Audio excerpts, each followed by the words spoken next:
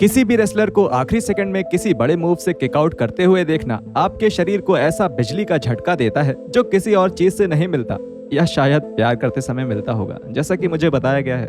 WWE ने इतने सालों में इसके कई यादगार उदाहरण हमारे सामने पेश किए हैं। मैं किकआउट्स की बात कर रहा हूँ, प्यार करने की नहीं। एक बढ़िया नियर फॉल बनाने में कई चीजें शामिल रहती हैं। जिस मूव से किकआउट किया जा रहा है, मैच में क्या दाव पे लगा है, मैच के खत्म होने की उम्मीद, और इन 10 एग्जांपल्स में ये सब चीजें शामिल हैं। मैं हूँ एडम पची कल्ठौल। ओह नो, मैं नीचे गिर पड़ा हूँ। मुझे नहीं लगता कि मैं ये लिस्ट कर पाऊंगा। 1 2 ओह, वो वापस अपने पैरों पे खड़ा हो गया है। ओह, ये तो काफी करीबी मामला था, लेकिन अब सच में फिर से शुरू करते हैं। मैं हूँ एडम पची कल्ठौलिक रेसलिंग से, और ये हैं 10 best near falls in WWE history. शुरू करते हैं। Number 10, Roman gets rumbled at Royal Rumble 2022। इस लिस्ट की सबसे ताजी एंट्री तब की है जब रिंग के अंदर कभी भाई रह चुके दो रेसलर्स आपस में भिड़ रहे थे। सेथ रॉलिन्स सामना कर रहे थे द शील्ड के अपने पुराने जिगरी दोस्त रोमन रेंस का, द ट्राइबल चीफ के यूनिवर्सल चैंपियनशिप के लिए। ये उन दिनों की बात है जब इस चैंपियनशिप का ऑफिशियल नाम बोलने में 15 मिनट नहीं लगते थे। न सिर्फ ये दोनों खिलाड़ी बहुत ही शानदार हैं, बल्कि रॉलिन्स ने the head of the table के दिमाग में घुसने का बहुत ही अच्छा काम किया था। उनका माइंड गेम इतना लाजवाब था कि कई महीनों बाद रेंस को मिली कोई चुनौती बहुत मजबूत नजर आ रही थी, और शायद यही कारण था कि इस अद्भुत किकआउट पर इतना शानदार रिएक्शन देखने को मिला। एक स्पेयर से बचते हुए रॉलिन्स ने रोमन पर बकल बॉम्ब का इस्तेमाल किया, जो कि सीधे एक स्टॉम्प में बदल गया। उन्होंने तुरंत ही कवर किया, लेकिन चैंपियन ने आखिरी समय में अपना हाथ मैट से उठा लिया, जिससे ये मुकाबला और लंबा खिंच गया। उस एक पल में हम सब उस लाल बाल और दाढ़ी वाले फैन की तरह थे। एक शानदार मैच का एक शानदार लम्हा। हमें इस पर ध्यान देना चाहिए, बजाय उस बकवास DQ के जो आखिर में हुआ। हम सब इससे खुश रहेंगे। Number 9, beauty from the best at survivor series 2018। Brock Lesnar पूरी रेसलिंग की दुनिया में सबसे बढ़िया किकआउट करने वाले खिलाड़ियों में से एक है। अच्छा, चलिए इसको दूसरे ढंग से बताने की कोशिश करता हूँ। ब्रॉक लेसनर पूरी रेसलिंग की दुनिया में सबसे बढ़िया किकआउट करने वाले खिलाड़ी हैं, अगर वो चाहते तो। हाँ, ये ज्यादा सही है। वो सच में डैनियल ब्रायन के खिलाफ ऐसा करना चाहते थे। उनके चैंपियन वर्सेस चैंपियन मैच में, जो कि सर्वाइवर सीरीज 2018 में हुआ था, ब्रायन ने हाल ही में WWE टाइटल जीता था AJ स्टाइल्स को हराकर, जिसके चलते एक बेहद दिलचस्प हील मैच की नींव पड़ी। लेसनर ने पूरे मुकाबले में अपनी पकड़ बनाए रखी, सिवाय एक पल के जब लगा कि WWE ने शायद आज एक उलटफेर करने का फैसला किया है। रेफरी के गिर जाने के बाद ब्रायन ने एक बार फिर कमर के नीचे के हिस्से को निशाना बनाया और लेसनर के नेक्स्ट बिग थिंग पे लात जड़ दी, और इसके तुरंत बाद एक रनिंग नी भी जड़ दिया। लेकिन ये ब्रॉक को हराने के लिए काफी नहीं था, क्योंकि द बीस्ट ने आखिरी मिली सेकंड में किकआउट कर दिया। डी ब्राय से ये उम्मीद तो थी कि वो सच में लेसनर को हरा सकते थे, और वो भी खासकर तब जब उन्होंने ऐसा करने के लिए चीटिंग करी हो। साथ ही यूनिवर्सल चैंपियन पर मिली इस बड़ी जीत के कुछ ही समय पहले हील बने ब्रायन की इस पहचान को और मजबूत करने का ये अच्छा तरीका होता। अगली बार के लिए शुभकामनाएं dragon. Number 8, Santino at Elimination Chamber 2012।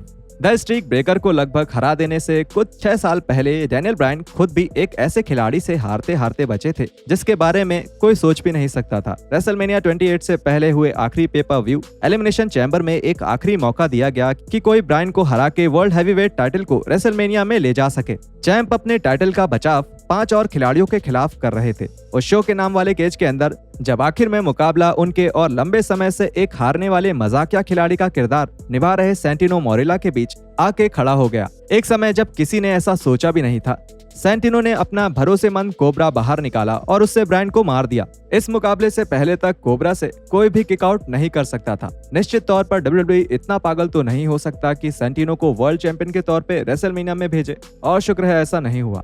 आखिर में उन्होंने सैंटिनो पर दांव नहीं ही लगाया। लेकिन अगर आप ये बोलेंगे कि एक पल के लिए भी आपको यहाँ मैच खत्म होने का डर नहीं लगा, तो ये सफेद झूठ होगा। एक बेहद ही चौंकाने वाले आंकड़े के मुताबिक ब्रायन WWE के इतिहास के एकमात्र ऐसे खिलाड़ी हैं जिन्हें सैंटिनो के फिनिशिंग मूव से किकआउट करते देखा गया है। Number 7, HBK's gold medal kick out eight WrestleMania 21। सच बताएं तो हम इस लिस्ट को पूरी तरह से रेसलमेनिया के लम्हों से ही भर सकते थे, लेकिन वो एक अलग लिस्ट होगी एक अलग दिन के लिए। तो बजाय उसके हमने एक चेरी पिक किए हैं सबसे शानदार फॉल्स फिनिशेस रेसलमेनिया के अद्भुत इतिहास से, जिसकी शुरुआत हम करेंगे रेसलमेनिया 21 के इस अद्भुत मुकाबले से। इतिहास के सबसे शानदार मेनिया मैचेस में से एक में शॉन माइकल्स सामना कर रहे थे कर्ट एंगल का एक ऐसी लड़ाई में जो की थी style versus substance, sports entertainment versus pro wrestling, milk versus जो कुछ भी शॉन 90 के दशक के अंत में अपने शरीर पर डाल रहे थे। इस महामुकाबले की कई सारी हाइलाइट्स में से एक तब देखने को मिली जब माइकल्स टॉप रोप पे चढ़े और पीछे से बिजली की फुर्ती के साथ एंगल कूदते हुए गए और एचबीके को एंगल स्लैम की पोजीशन में पकड़ने के बाद शो स्टॉपर को नीचे मैट पे दे पटका। ये मैच का अंत होना चाहिए, है ना? बिल्कुल नहीं। आखिरी सेकंड में माइकल्स उस सुपर मूव से किकआउट करके बाहर निकल आए, जिससे हर कोई हैरान रह गया। फिनिशर से किकआउट करना एक बात है, लेकिन एक टॉप रोप फिनिशर से किकआउट करना बस एक खूबसूरत सा पागलपन है। Number 6, Jack fights back at Royal Rumble 2000। एक मेन इवेंट प्लेयर के तौर पे ट्रिपल एच अपने शुरुआती दिनों में अगर डायनासोर टीरेक्स को भी पेडिग्री मारते तो वो भी 3 काउंट के लिए नीचे लेटा रहता। इस मूव को जमीन आसमान एक करके बचाया गया था द अल्टीमेट वॉरियर की कुछ साल पहले की कोशिशों के बावजूद भी, और शायद इसलिए मैकफॉली को साल 2000 के रॉयल रंबल में इससे बच निकलते देखना बहुत ही खास था। उनकी ऐतिहासिक स्ट्रीट फाइट मैच के एक हिस्से के तौर पे फोली, जो उन दिनों कैक्टस जैक के नाम से लड़ा करते थे, को द गेम का फिनिशर मारा गया, वो भी थंब टैग्स के ऊपर एक बैक बॉडी ड्रॉप खाने के तुरंत बाद। फिर जब ऐसा लग ही रहा था कि ये मुकाबले का अंत है, जैक ने किसी तरह टिप्स को जीतने नहीं दिया, जिसके बाद मैडिसन स्क्वायर गार्डन में मौजूद दर्शक पागल हो गए और फिर जैक को मुंह के बल थंब टैग्स पर पेडिग्री खाना पड़ा। तो शायद उन्हें पहले उतना ही नहीं चाहिए था, लेकिन फिर भी इससे न सिर्फ फोली एक खतरनाक खिलाड़ी के तौर पे उभर कर आए, बल्कि इसने ट्रिपल एच को और बड़ा हील बना दिया, जिसने अपने ओपोनेंट को हराने के लिए ऐसा खतरनाक तरीका अपनाया। ये एक शानदार पल था जो सबको बहुत अच्छा लगा, बस मिक की पत्नी को छोड़ के। वो चाह रही होंगी कि वो मुकाबला जितनी जल्दी खत्म हो उतना बेहतर, ठीक है। Number 5, Cena finds his edge at New Year's Revolution 2006। खैर अब तो ये आम हो चुका है, लेकिन एक समय ऐसा भी था जब लोगों को पक्के तौर पे नहीं पता था कि ये पूरी मनी इन द बैंक नाम की चीज कैसी साबित होगी। शुक्र है कि इसका पहला कैश इन इतना जबरदस्त था कि सबका डर दूर हो गया। जॉन सीना अपने WWE चैंपियनशिप को न्यू ईयर्स रेवोल्यूशन 2006 में हुए एक खूनी और खतरनाक एलिमिनेशन चैम्बर मैच में बचाने में सफल रहे। बदकिस्मती से बिग मैच जॉन सीना की खुशियां ज्यादा देर तक नहीं चल सकी, क्योंकि कौन बाहर निकल के आया, और कौन, बल्कि ब्रीफकेस पकड़े हुए एज। मिस्टर मैकमैन के समझाने के बाद कि आखिर चल क्या रहा है, जैसे कि ये कोई वीडियो गेम का ट्यूटोरियल हो, एज ने इतिहास का पहला ब्रीफकेस कैश इन किया और हमारे सामने था एक वर्ल्ड टाइटल मैच। सीना बहुत ही थके हुए थे, जिन्होंने अभी 5 लोगों को एक बेहद खून खराबे से भरे मुकाबले में हराया था। सबको यही लग रहा था कि सीना एज के पहले स्पेयर से ही वो घुटने टेक देंगे। लगता है आप अपने सीना को अच्छे से नहीं जानते। चैंप ने ऐसी तरह से उस शुरुआती हमले से किकआउट कर दिया, जिससे उस लम्हे में सब हैरान रह गए। क्या एज ने अभी एक बहुत बड़ी गलती कर दी थी? क्या उन्हें किसी और समय का इंतजार करना चाहिए था? क्या वो आगे अरे रुकिए, उन्होंने एक और स्पेयर मार दिया और जीत गए। शानदार। Number 4, punked out at Money in the Bank 2011। एक बार फिर बात करेंगे जॉनी बॉय की और उस समय की जब एक पूरा शहर पूरी शिद्दत से चाहता था कि वो हार जाएं। असल में तो ऐसा सीना के समय में काफी बार हुआ है, लेकिन इस समय में शिकागो की बात कर रहा हूँ। अब यादगार बन चुके 2011 मनी इन द बैंक के मेन इवेंट में WWE चैंपियन जॉन सीना को चुनौती दे रहे थे CM Punk. Straight edge superstar का कॉन्ट्रैक्ट आधी रात 12 बजे खत्म हो रहा था, जिसका मतलब ये था कि अगर वो जीत जाते तो वो अपने साथ WWE टाइटल ले जाते। ये एक अच्छा मौका था WWE के लिए काफी समय बाद वाकई में कुछ बहुत ही दिलचस्प करने का। तो जाहिर सी बात है कि दर्शक घबराए हुए थे कि सीना बहुत आराम से जीत जाएंगे और इस पूरी कहानी को किनारे कर दिया जाएगा। तो फिर सोचिए सब कितना डर गए होंगे जब चैंप ने पंक को कंधे पे उठा लिया और दूसरा ए मार दिया। शुक्र है कि रेसलिंग के भगवान उस दिन हमसे खुश थे, क्योंकि होम टाउन हीरो पंक ने आखिरी समय में अपने आप को हार से बचा लिया। न सिर्फ वो एक बेहद शानदार तरीके से खेला गया नियर फॉल था, बल्कि जोश से भरे दर्शकों का शोर इतना तेज था कि उसे चांद से भी सुना जा सकता था। Number 3, kicking out with Styles at SummerSlam 2016। किस्मत से बनी जॉन सीना से जुड़े पलों की हमारी इस टिकड़ी की आखिरी किश्त हमें देखने को मिली 2016 के समर स्लैम में। सीना एजे स्टाइल्स के साथ एक बेहतरीन झगड़े में उलझे हुए थे, जिसमें ये दोनों एक एक जीत के साथ बराबरी पर चल रहे थे और अब ये हमेशा के लिए हिसाब बराबर करने की बारी थी। वाह, ये काफी ड्रामेटिक हो गया। मुझे अब फिल्मों का ट्रेलर्स करने चाहिए, जैसे कि पंक के खिलाफ 5 साल पहले हुए मुकाबले में हुआ था। फैंस एजे को जीतता हुआ देखने के लिए काफी उत्सुक थे। इतने बड़े मंच पर सीना के हाथों हारने से इस पुराने टीएनए के खिलाड़ी को भारी नुकसान पहुंच सकता था और इससे प्रमोशन में उनके तब तक के बढ़िया रन को भी तगड़ा झटका लग सकता था। WWE ये अच्छी तरह से जानता था कि फैंस उनकी मुट्ठी में है और इसलिए WWE ने फैसला किया कि वो हमारी भावनाओं के साथ खेलेंगे और उन्होंने सीना के हाथों स्टाइल्स को टॉप रोप से एक ए मरवा दिया। ठीक है भाई, मैच खत्म हुआ, सब अपनी अपनी एजे स्टाइल्स टी शर्ट जला दो।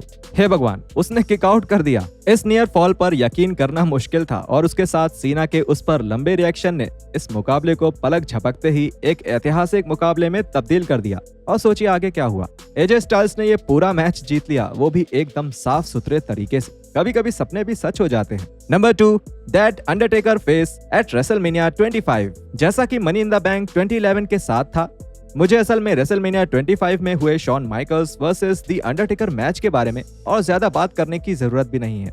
इस मैच को इतिहास के सबसे अच्छे मैचेस में से एक माना जाता है और ये बिल्कुल जायज भी है। शायद ही और कोई ऐसा मौका है जहां मैं सिम स्नूकर को अंडरटेकर के हाथों खुद को जमीन में गाड़ दिए जाने की बात कर सकता हूं। लेकिन जिस चीज के बारे में मैं बात कर सकता हूं वो है अपने इस महान खेल में हुए इतिहास के सबसे बेजोड़ नियर फॉल्स में से एक की।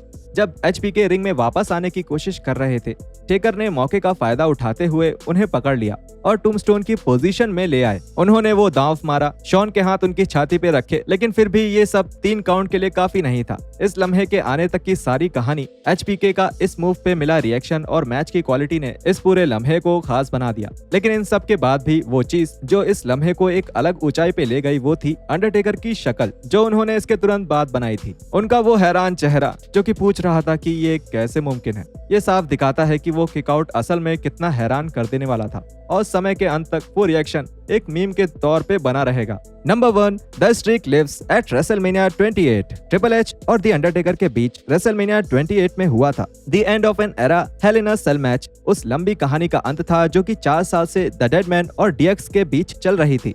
न सिर्फ ट्रिप्स वर्सेस टेकर का ये मुकाबला 1 साल पहले हुए मैच की दूसरी कड़ी थी, बल्कि इसने टेकर और माइकल्स के सालों पहले हुए मैच को भी अपने साथ शामिल कर लिया था, क्योंकि एचबीके इस मैच के स्पेशल गेस्ट रेफरी थे। मुझे पूरा भरोसा है कि वो उस आदमी की तरफ पूरी तरह से निष्पक्ष रहेंगे जिसने उनका करियर खत्म कर दिया था। एक ऐसा लम्हा आया जो कि इतना साफ था कि इसके बारे में कोई छोटा बच्चा भी सही भविष्यवाणी कर सकता था, जब माइकल ने द गेम की साइड ली और उनकी मदद करने की पूरी कोशिश करी फीनम को हराने में। ट्रिपल एच ने एक टूम्बस्टोन को काउंटर करते हुए टेकर को स्वीट चिन म्यूजिक के रास्ते भेज दिया। फिर उन्होंने एक पेडिग्री दे मारी जिससे कि उनकी जीत पक्की दिख रही थी और आखिरकार वो बेहतरीन स्ट्रीक खत्म होती नजर आने लगी। और फिर दी अंडरटेकर ने किक आउट कर दिया। अपने जिगरी दोस्त की मदद के बावजूद, 2 अलग अलग फिनिशर्स मारने के बावजूद ट्रिपल एच अपने जानी दुश्मन को नहीं हरा पाए। 10 सेकंड के अंदर इतने जज्बात और इतना इतिहास समेट लेने की वजह से ये नियर फॉल सही मायने में डब्ल्यूडब्ल्यूई के इतिहास का सबसे शानदार नियर फॉल माना जा सकता है और शायद पूरी रेसलिंग की दुनिया का भी।